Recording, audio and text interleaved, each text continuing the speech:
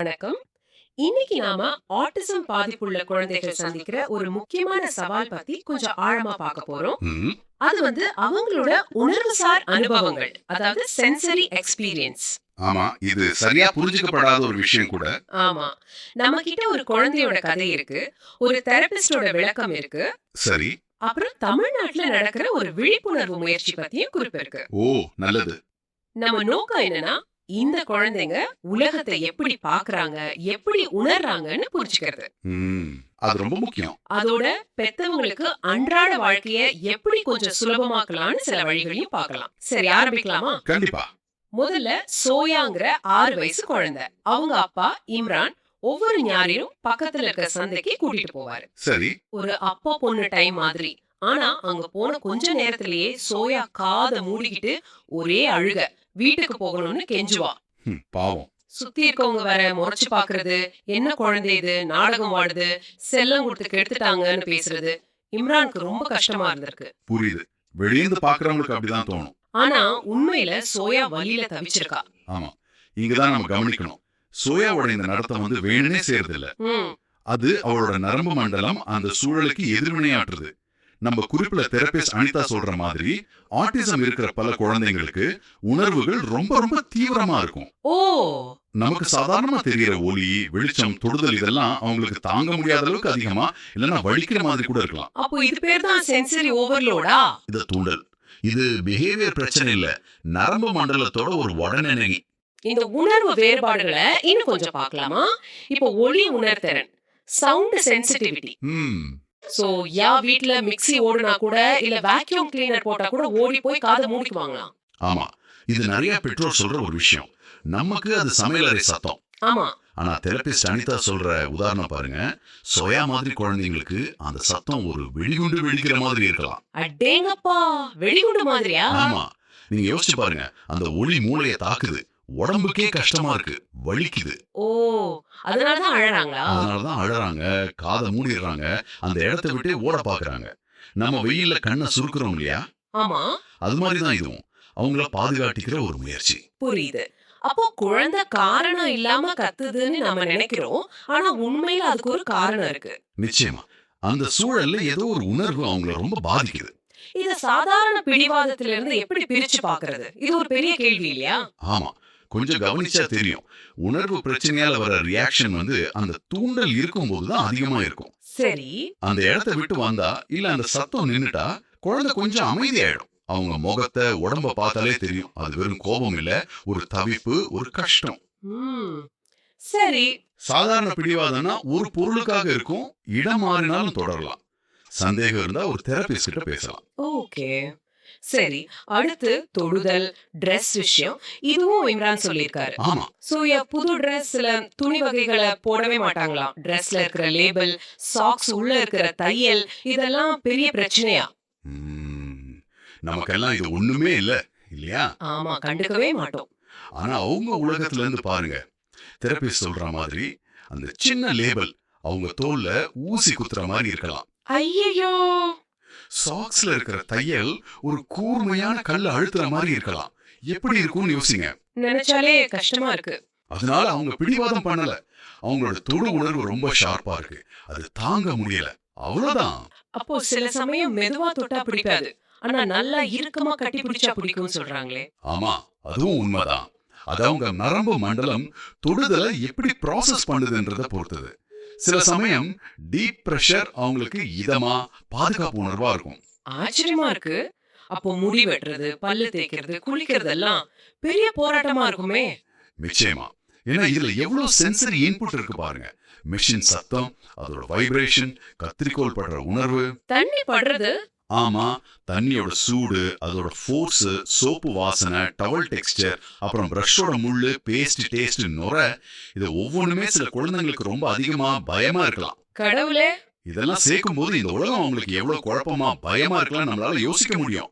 தினமும் இந்த மாதிரி சவால்கள் தான். இவ்வளவு பிரச்சனை இருக்கும்போது பெத்தவங்க எப்படி உதவ முடியும்? இதுக்கு என்ன தீர்வு? தீர்வு குழந்தைய மாத்துறது இல்ல, சூழலை மாத்துறதும் மெதுவா பழக்கப்படுத்துறதும் தான். பொறுமை, புரிதல், இதுதான் முக்கியம். சரி. தெரபிஸ்ட் அனிதா சில வழிகள் சொல்றாங்க இந்த மாதிரி அன்றாட வேலைகளுக்கு. சொல்லுங்க. முதல்ல அந்த கருவிகளை காட்டணும். சீப்பு, கத்திரிக்கோல், பிரஷ், குழந்தை அதை பார்க்கட்டும், தொடட்டும். ஓகே. அப்புறம் என்ன செய்ய போறோம்னு தெளிவா மெதுவா சொல்லணும். இப்ப தலையில தண்ணி ஊத்த போறேன், மெதுவா பிரஷ் பண்ணலான்னு முன்னாடியே சொல்றது அவங்கள தயார்படுத்தும். சடனா செய்யக்கூடாது. ஆமா. அப்புறம் சில சமயம் மெதுவா தேய்க்கிறத விட கொஞ்சம் அழுத்தி தேய்ச்சா அவங்களுக்கு பிடிக்கும். டீப் பிரஷர் மாதிரி. ஓ. சீக்கிரமா பாசிட்டிவா முடிக்கணும். ரொம்ப முக்கியமா அவங்க கொஞ்சம் ஒத்துழைச்சாலும் சின்ன முன்னேற்றம் காட்டினாலும் மனசார பாராட்டணும். பாராட்டு ரொம்ப முக்கியம் இல்லையா? ரொம்ப முக்கியம். அது அவங்களுக்கு நம்பிக்கை கொடுக்கும். சரி, இது அன்றாட வேலைகளுக்கு. பொதுவா வீட்ல இந்த சென்சரி சவால்களை சமாளிக்க வேற என்ன பண்ணலாம்? இம்ரானுக்கு தெரபிஸ்ட் சில யோசனைகள் சொன்னதா இருக்கு. ஆமா, இருக்கே. அது ரொம்ப பிராக்டிக்கல் யோசனைகள். கொஞ்சம் சொல்றீங்களா? சொல்றேனே. இப்ப சத்தம் அதிகமா இருக்க இடத்துக்கு போறோம்னு வெச்சுக்கோங்க. சந்தை, தியேட்டர், அங்க நாய்ஸ் கேன்சலிங் ஹெட்போன்ஸ் இல்ல சொரப்பா டைட்டா இருக்கிறத தவிர்க்கலாம். சரி. அப்புறம் குழந்தை ரொம்ப ஓவர்வெல்டா, சோர்வா இருந்தா வீட்ல ஒரு அமைதி மூல மாதிரி ரெடி பண்ணலாம். Quiet space. அமைதி மூலையா? எப்படி? அவங்க ரூம்ல ஒரு சின்ன டென்ட் மாதிரி இல்ல மெத்தன தலையான போட்டு ஒரு இடம். அங்க அவங்களுக்கு பிடிச்ச அமைதியான விளையாட்டு பொருள், புக்ஸ் இருக்கலாம். அங்க போய் கொஞ்ச நேரம் இருக்கலாம். நல்ல யோசனை. சில குழந்தைகளுக்கு நல்லா இறுக்கமா ஆனா மென்மையா கட்டி பிடிக்கிறது, டீப் பிரஷர் ஹக்ஸ் ரொம்ப பிடிக்கும். பாதுகாப்பு உணர்வு கொடுக்கும். அதே மாதிரி வெயிட்டட் பிளாங்கெட், அதாவது கொஞ்சம் கனமான போர்வை கூட அவங்கள அமைதிப்படுத்த உதவும். ஆனா இதெல்லாம் தெரபிஸ்ட் ஆலோசனைப்படி செய்யணும். Weighted blanket. ஓகே. கடைசியா முடி வெட்டுறது, பல் தேய்க்கிறது மாதிரி விஷயங்களை விளையாட்டு மாதிரி சின்ன சின்ன ஸ்டெப்பா பிரிச்சு மெதுவா பழக்கப்படுத்தலாம். பொறுமையா செய்யணும். ஆமா, முதல் நாள் பிரஷ் தொட வைக்கிறது, அடுத்த நாள் வாயில வைக்க சொல்றது அப்படின்னு. இந்த யோசனைகள்லாம் நல்லா இருக்கு. ஆனா இது எல்லாத்தையும் விட முக்கியமா ஒன்னு சொன்னாங்க இல்லையா therapist?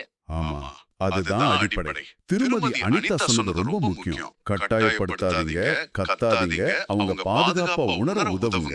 Don't force, don't shout, help her feel safe. அதேதான். நாம கத்தும் போது, கட்டாயப்படுத்தும் போது அவங்களோட பயம் அதிகமாகும். அவங்களால எதையும் கத்துக்க முடியாது. ஆனா அவங்க நம்ம கிட்ட சேஃபா ஃபீல் பண்ணா நம்மள நம்புவாங்க. ஆமா, அந்த நம்பிக்கை தான் அவங்கள அடுத்த கட்டத்துக்கு போக வைக்கும். இதுதான் சோயாவோட கதையில நடந்துச்சு இல்லையா? ஆமா, அது ரொம்ப நிகழ்ச்சியா இருந்துச்சு. தெரபிஸ்ட் சொன்ன மாதிரி இம்ரான் அடுத்த ஞாயிறு சோயாவுக்கு ஹெட்போன்ஸ் போட்டு கூட்டிட்டு போறாரு சந்தைக்கு. சந்தை வழக்கம் போல சத்தமா தான் இருக்கு. ஆனா இந்த தடவை சோயா அழல, காத மூடல. அவளோட உணர்வுகளை, அவன் உலகத்தை நாம புரிஞ்சுக்கிட்டா போதும். அவளோட அந்த பிரச்சனை நடத்த வந்து தப்பான நடத்தை இல்ல, அது ஒரு கம்யூனிகேஷன், தகவல் தொடர்பு. ஆமா, அவளுக்கு என்ன கஷ்டம், என்ன தேவைன்னு அவ அப்படிதான் சொன்னா. இத பெத்தவங்க புரிஞ்சுக்கிட்டு சூழலை மாத்தும் போது குழந்தைங்க பாதுகாப்பா உணர்றாங்க. அந்த பாதுகாப்பு தான் முன்னேற்றத்துக்கான கதவை திறக்குது. Safety is the door to progress. இது ரொம்ப ஆழமான விஷயம். ஆமா, இது நீங்க புரிஞ்சுக்கிட்டீங்கன்னா ஆட்டிசம் உள்ளவங்க பாக்குறவங்க பார்வையும் அணுகுமுறையும் கண்டிப்பா மாறும். இந்த மாதிரி புரிதல் எல்லாருக்கும் வரணும். நம்ம குறிப்புல திருச்சியை சேர்ந்த எஸ். சிவகுமார் பத்தி ஒரு தகவல் இருக்கு. ஓ, அப்படியா? ஆமா, அவர் காஞ்சிபுரம் டயட்ல முதல்வரா இருந்து ரிட்டையர் ஆனவர். அனைவருக்கும் இலவச தரமான கல்வி ஒரு அமைப்பு மூலமா கிராமப்புற ஏழை பெற்றோர்களுக்காக ஆட்டிசம் பத்தி ஆன்லைன்ல இலவச விழிப்புணர்வு பயிற்சிகள் நடத்துறாராம். அட, இது ரொம்ப நல்ல விஷயம், ரொம்ப தேவையான ஒண்ணு. ஆமா இல்லையா? நிச்சயமா. ஏன்னா சரியான தகவல் புரிதல் தான் முதல் படி. பாருங்க, இம்ரானுக்கு சரியான வழிகாட்டுதல் கிடைச்சதும் எப்படி மாறுச்சு. ஆமா, இந்த மாதிரி இலவச பயிற்சிகள் மூலமா இந்த தகவல் தேவைப்படுறவங்கள, குறிப்பா கிராமத்துல இருக்கவங்கள போய் சேரணும். இது வெறும் தகவல் இல்ல, ஒரு ஆதரவு. அவங்க தனியா இல்லன்னு ஒரு நம்பிக்கை கொடுக்கும். சரி. அப்போ இன்னைக்கு நாம பார்த்ததுல இருந்து முக்கியமா எடுத்துக்க வேண்டியது என்ன? முக்கியமா ஆட்டிசம் உள்ள குழந்தைங்களோட சில வித்தியாசமான கடினமான நடத்தைகளுக்கு பின்னாடி நாம நினைக்க முடியாத அளவுக்கு தீவிரமான உணர்வுசார் அனுபவங்கள் இருக்கலாம். அவங்கள குறை சொல்லாம அவங்க உலகத்தை புரிஞ்சுக்கிட்டு அதுக்கேத்த மாதிரி நம்ம சூழலை, நம்ம அணுகுமுறையை மாத்திக்கிறது தான் உண்மையான உதவி. இது அனுதாபம், அதாவது எம்பதி. அப்புறம் மத்தவங்க நிலையில இருந்து பாக்குற பார்வை, பெர்ஸ்பெக்டிவ் டேக்கிங், இதோட முக்கியத்துவத்தை காட்டுது இல்லையா? ரொம்ப சரியா சொன்னீங்க. இது குழந்தைய சரி பண்ற விஷயம் இல்ல, அவங்களோட தனித்துவமான உணர்வு உலகத்தை ஏத்துக்கிறது, மதிக்கிறது. இது தப்புன்னு உடனே முடிவு பண்றதுக்கு பதிலா இது என்ன சொல்ல வருது, என்ன தேவைன்னு யோசிக்கிற அந்த பார்வை மாற்றம் ரொம்ப முக்கியம். சரி, அந்த பார்வை மாற்றம் வந்தா இம்ரான் ஜோயா கதை மாதிரி நல்ல மாற்றங்கள் வரும். கண்டிப்பா வரும். இறுதியா இதை கேட்டுட்டு இருக்க உங்களுக்காக ஒரு சிந்தனை. நாம இன்னைக்கு பேசுனது பெரும்பாலும் குழந்தை எப்படி உலகத்தை சமாளிக்கிறது, அதுக்கு நாம எப்படி உதவலாம்னு இருந்துச்சு. சோ அவங்க ஒரு ஹெட்போன் மாதிரி இது முக்கியம்தான். ஆனா தனிப்பட்ட குடும்பங்கள் மட்டும் எல்லாத்தையும் மாத்திக்க முயற்சி பண்றதுக்கு பதிலா இந்த உலகமே கொஞ்சம் மாறினா எப்படி இருக்கும்? ஆ, நல்ல கேள்வி. நம்ம பொது இடங்கள், பள்ளிக்கூடம், கடை, பஸ் இதெல்லாம் இந்த மாதிரி வெவ்வேறு உணர்வு தேவைகள் இருக்கிறவங்களையும் மனசுல வச்சு தங்களை கொஞ்சம் மாத்திக்கிட்டா. ஆமா, சில வெளிநாடுகள்ல சூப்பர் மார்க்கெட்ல குவைட் ஹவர்னு சத்தத்தை லைட்ட குறைக்கிறாங்க. ஓ, அது மாதிரி பள்ளிகள்ல அமைதியான இடம், பொது நிகழ்ச்சிகள்ல விழிப்புணர்வு இப்படி செஞ்சா அப்படி செஞ்சா தனி மனுஷன் உலகத்தோட போராடுறதுக்கு பதிலா உலகமே எல்லாரையும் ஏத்துக்கிற மாதிரி மாறும். அது எவ்வளவு பெரிய உதவியா இருக்கும். நிச்சயமா அவங்க வாழ்க்கையும் அவங்க குடும்பத்தோட வாழ்க்கையும் சுலபமாகும். இத பத்தி நீங்க யோசிச்சு பாருங்க. இந்த விரிவான பார்வையில எங்களோட இணைஞ்சதுக்கு நன்றி.